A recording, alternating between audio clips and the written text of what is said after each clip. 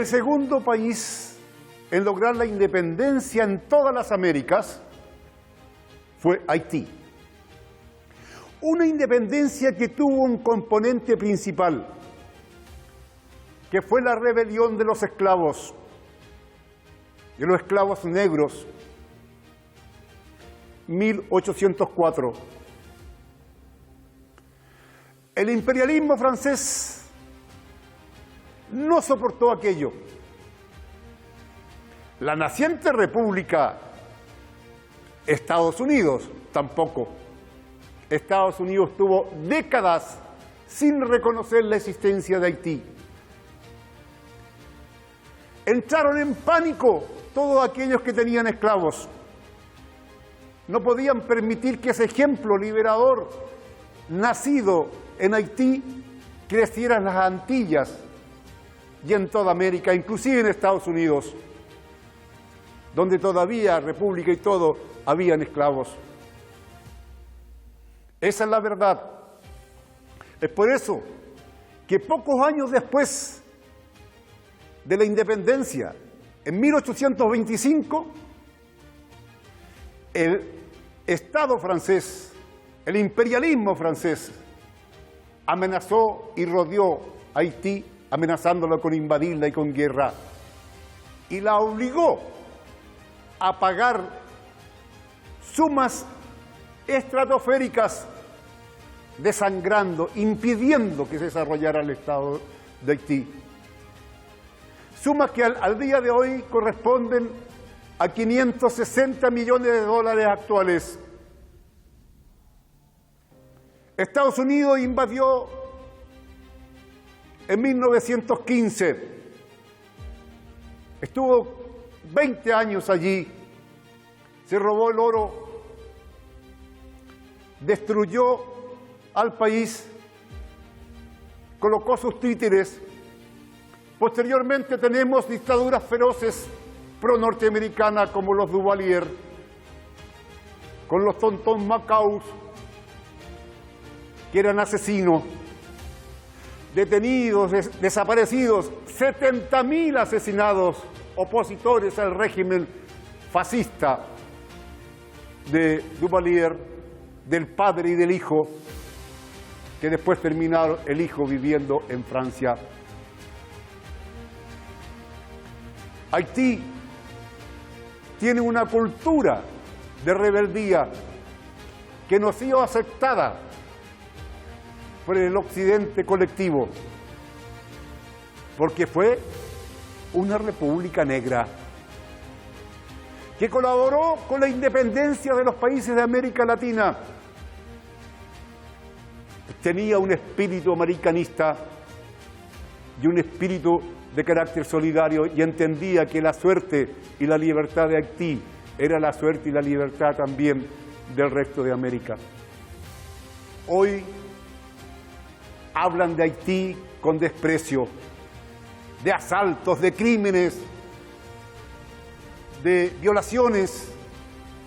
La prensa hegemónica deforma lo que allí sucede para echar la culpa prácticamente al pueblo haitiano, como que habría regresado a no sé qué tiempo de barbarie,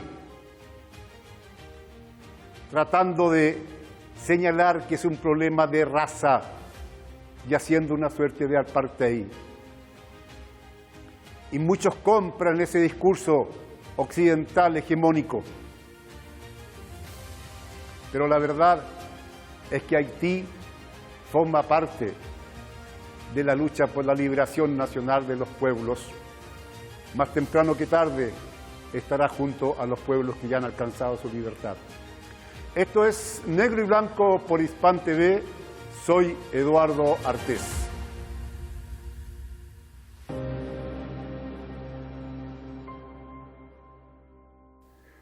Los medios hegemónicos presentan la realidad de Haití en forma parcial, deformada. Esto no es nuevo en la historia de Haití. Viene quizás desde tiempo de la propia independencia, 1804, 1805, que fue una lucha larguísima y además con intervenciones brutales, tanto de Francia y posteriormente Estados Unidos. Para hablar sobre Haití, hoy día tenemos a un invitado de lujo. Él es administrador público, cientista político, columnista en algunos medios y un activista de los derechos de los inmigrantes y también respecto a la situación política y social de su país de origen, Haití. Él está en Chile ya más de una década. Se trata de Gilles-Paul Guillon. Bienvenido a nuestro programa Negro y Blanco por Hispan TV. Muchas gracias, profesor Eduardo. Gracias por invitarme ahí. Gilles-Paul, ¿cómo podríamos nosotros a los telespectadores, ¿no?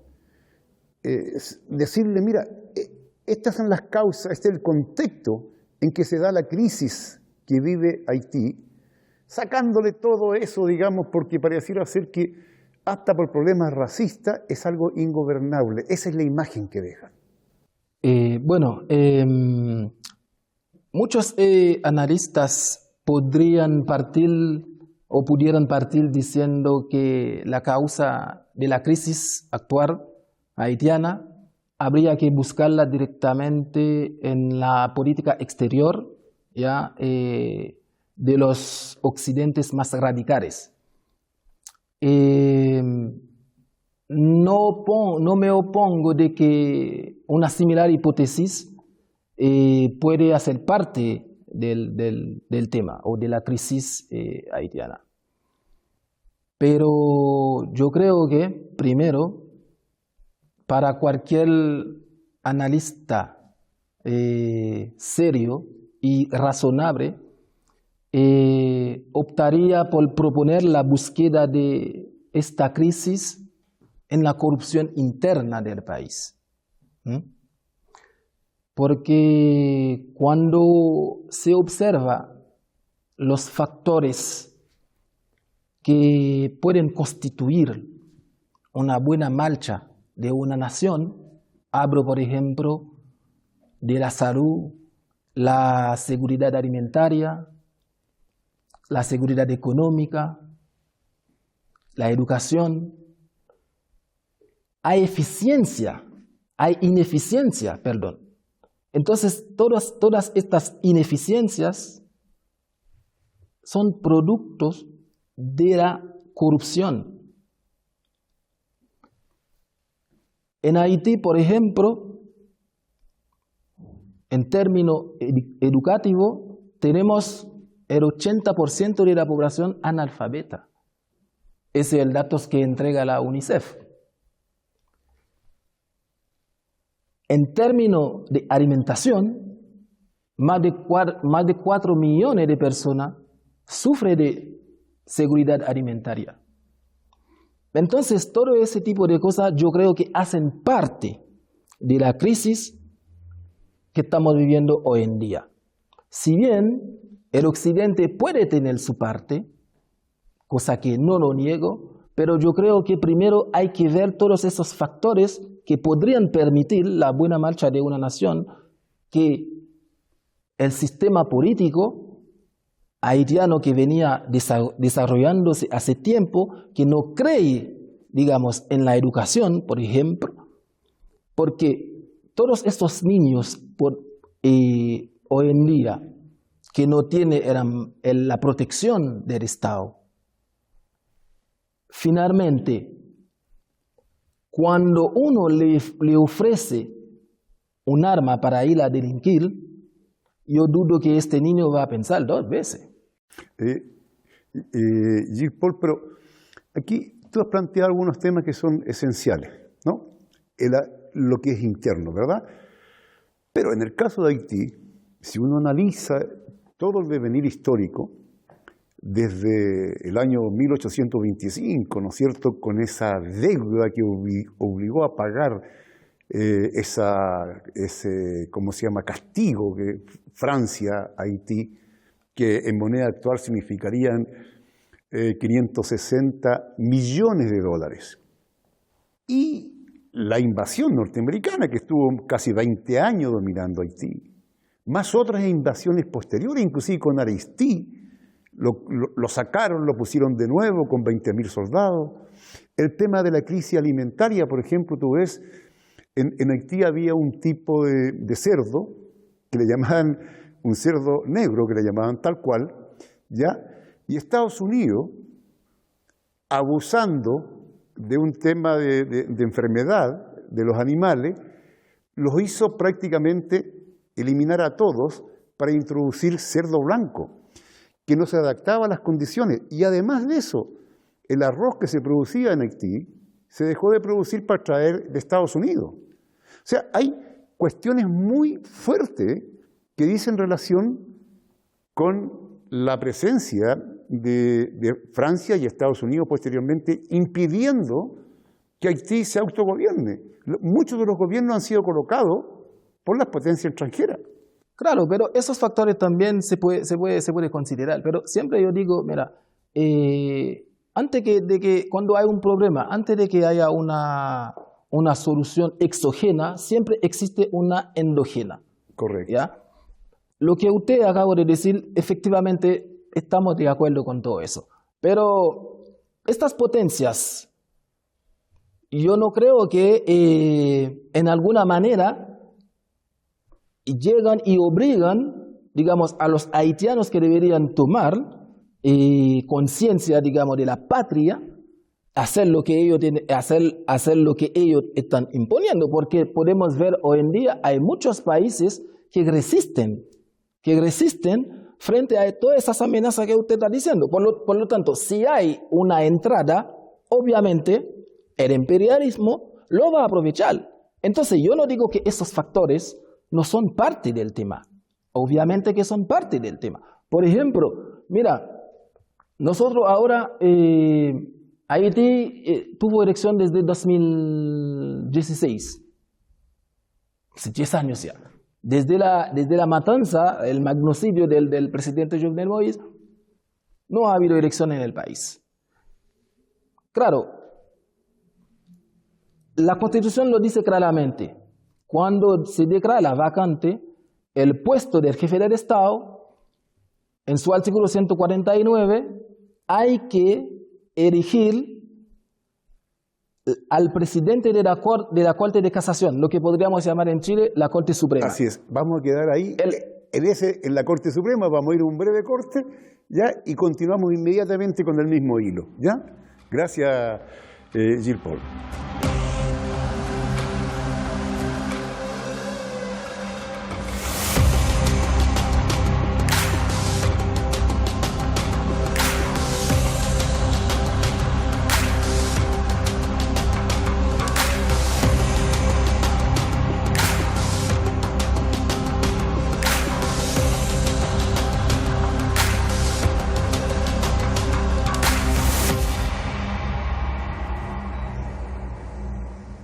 Continuamos en negro y blanco con Gilles-Paul.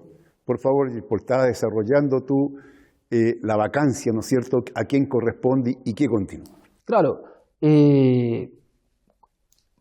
Después de la muerte del presidente, como le decía, la Constitución dice bien claro el camino que hay que seguir, ¿ya? En su artículo 149. Dice hay que elegir al presidente de la Corte Suprema o en la Corte de Casación, en el caso de Haití, ya para posteriormente, en un lapso de no superior a 90 días, efectuar elecciones. Lo cual no sucedió. No sucedió porque llegaron en un consenso internacional para imponer al país a un presidente y a la vez primer ministro para dirigir el país. Lo cual pasó 3 años en el poder y nunca hizo elección, sosteniendo la tesis de que el problema de la inseguridad pública no permite la realización de elecciones. Claro, uno puede decir, sí, está bien, para que haya elecciones, si bien tiene que haber seguridad, pero yo creo que el tema de la seguridad nunca fue, digamos, un factor para él entonces primer ministro. Nunca hubo voluntad, digamos, para poder disminuir el tema de la seguridad, el tema de la inseguridad, para poder realizar elecciones. ¿Por qué? Tal vez hay algo más, hay un interés detrás de eso. Yo diría que durante esos últimos, digamos, 10 años, el líder más popular del país pertenece a la izquierda más dura del país. Entonces, cualquier elección que hubiese realizado en el país, él saldría como presidente. Sabemos perfectamente, para el occidente más radical, ningún gobierno o Estado socialista puro no es bienvenido en la región. Entonces, ahí, ¿qué es lo que pasa? Permiten la incursión de las armas ilegales en el país para que no haya nunca paz y no poder realizar elecciones nunca. Absolutamente. Tú, por ejemplo, has pegado en el clavo. En América Latina cursa toda esta teoría de la delincuencia, el narcotráfico en gran medida, para convertirnos a todo el Estado fallido. Fíjate que en el caso de Haití, según lo que uno ha podido observar, bueno, China ha pedido que se cierre, que se impida el ingreso de armas, ¿no? Y bueno, Estados Unidos se ha opuesto. Por ejemplo, ahí tienes un caso. Y dos, una de las cosas que llamó mucho la atención, ¿no? La imposición que le hizo Estados Unidos en el segundo mandato de, ¿cómo se llama?, cuando trajeron a Aristide de nuevo, ya, de disolver el ejército, ¿no? Porque eso creó una condición también de inestabilidad impresionante con las propias personas que eran parte del ejército, por un lado, y por otro lado también, ¿por qué no decirlo?, eliminó a Estados Unidos la posibilidad de un cuerpo con capacidad de asumir una posición de soberanía, de independencia, que pudiera hacer algún ruido. No sé. No, es efectivamente eso, porque igual de toda manera el mismo cuerpo militar que teníamos fue un producto de Estados Unidos. Lo mismo también que el mismo cuerpo militar chileno, es un producto de Estados Unidos. Entonces, ¿qué es lo que pasa? Jean-Bertrand Aristide también, que usted acabó de hablar, es que Jean-Bertrand Aristide también se consideraba como un líder social, ¿ya? Entonces, al occidente más radical, como le había dicho, no le interesa ningún Estado o gobierno socialista aquí. Entonces, como cuando Jean-Bertrand Aristide empezó a hacer, digamos, varias reformas en el país, entonces armaron un golpe de Estado, entonces lo derrocaron. Entonces, es lo mismo también que está pasando ahora. El mismo presidente Jovenel Moïse, que prácticamente la población internacional podría considerarlo como un hombre de derecha. Y yo, en mi opinión, claro, él era empresario, si bien, pero en mi opinión, él no era derecha. Él era un líder socialista. Entonces, cuando él mismo empezó a atacar, digamos, al sector privado, a los empresarios, para exigir los impuestos a la renta, sabemos que por ahí en Latinoamérica y también en el Caribe, los empresarios no quieren pagar impuestos. Entonces, cuando él empezó a atacar, a pedir, hay que pagar impuestos, porque si no pagan impuestos, ¿de dónde el Estado obtendrá dinero para hacer reforma social, para dar seguridad, todo lo que necesita la población? Entonces, ¿qué es lo que pasa? Armaron un complot contra él, lo asesinaron. Entonces, lo mismo también, ese conducía a que hasta hoy no pueden hacer elecciones, no quieren hacer elecciones, porque saben perfectamente, si hacen elecciones, el líder que va a ganar la elección es una izquierda socialista. Entonces, el problema es que aquí también hay una batalla en el ámbito geopolítico, como lo había dicho en delante. La batalla, creo que es, para el occidente más radical, quiere que Haití sea siempre unipolar. Estamos en pleno siglo XXI, 2024, el mundo avanza. Entonces, los países pueden tener su soberanía para elegir con quién hacer negocio, con quién tener relaciones diplomáticas. Entonces, Haití hoy en día lo que se está buscando es relacionarse mucho más con el Oriente. En esa misma línea, Gilles-Paul, Occidente busca la manera, a través ¿cómo se llama? CARICOM, ¿no? CARICOM, claro. CARICOM, La Comunidad claro, de por un lado, Pesca. que pareciera ser que actúa bastante al son de Estados Unidos, ¿ya? De una suerte de una vuelta a los llamados cascos azules, que tuvieron una cosa terrible. Me gustaría que tú vieras cómo es esa salida de acuerdo a la experiencia que se tuvo. No olvidemos nosotros que Chile, con el gobierno de Michelle Bachelet, ¿no?, mandó cascos azules. Y uno de los promotores principales fue en el gobierno pasado de Lula da Silva, ¿no?, aunque parezca mentira, ¿no? Y en realidad ahí nuevamente Estados Unidos sacó las castañas con las manos del gato.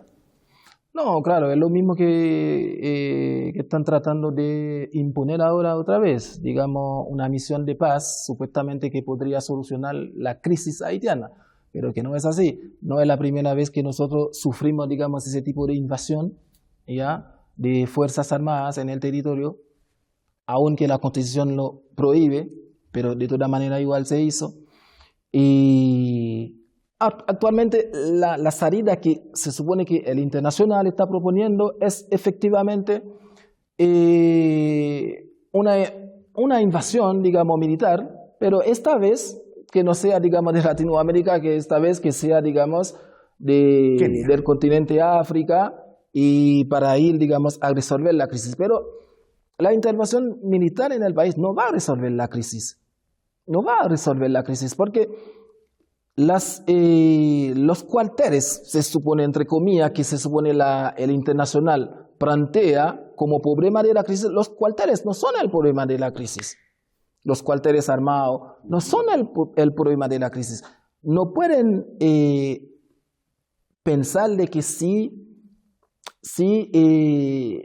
imponen una invasión militar, es que ellos van a llegar allá y van a empezar a combatir y a matar a la gente allá. O sea, eso sería absurdo.